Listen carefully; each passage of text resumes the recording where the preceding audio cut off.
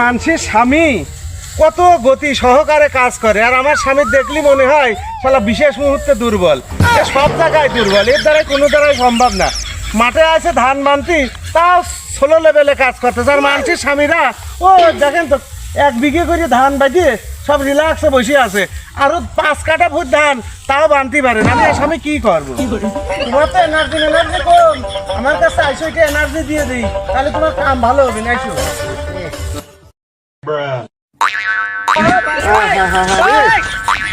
সোনা ঘামিয়ে গেছে, সোনা ঘামিয়ে গেছে।